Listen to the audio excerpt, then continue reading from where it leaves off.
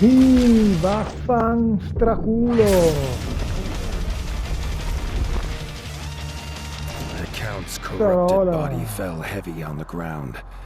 Arlo rushed to the edge, calling for the king, but the only answer in the mist was the icy wind. The war was won, but Arlo could not feel the victory. He barely noticed his friends join him. The Fellowship bowed their heads in honor of their brave king. The tale of this war would be as much of loss as of winning.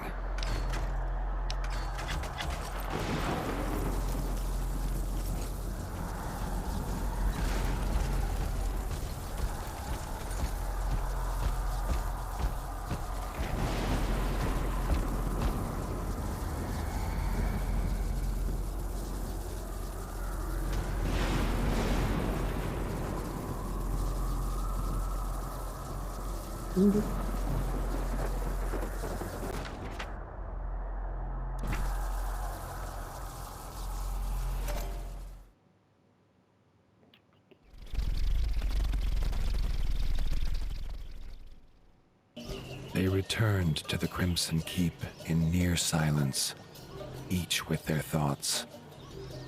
There would be no victory parades.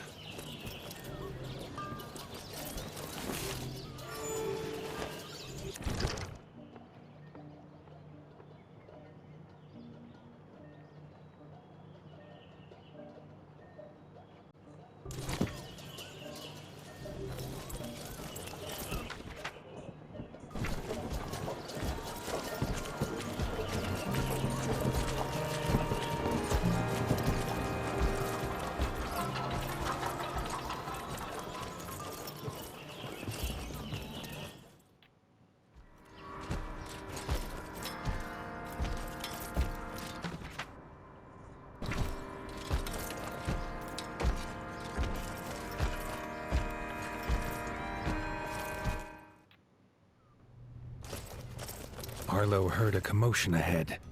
In the throne room were raised voices.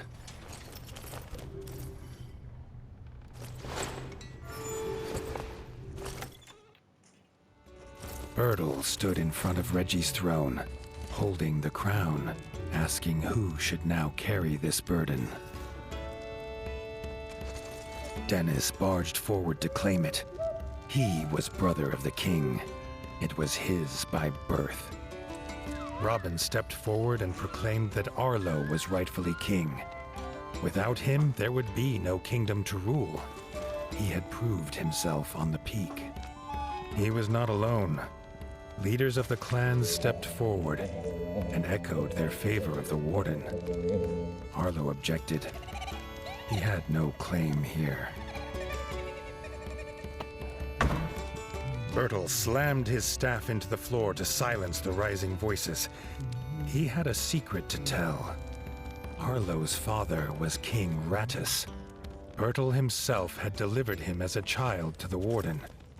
He had a claim, if he was willing to take it.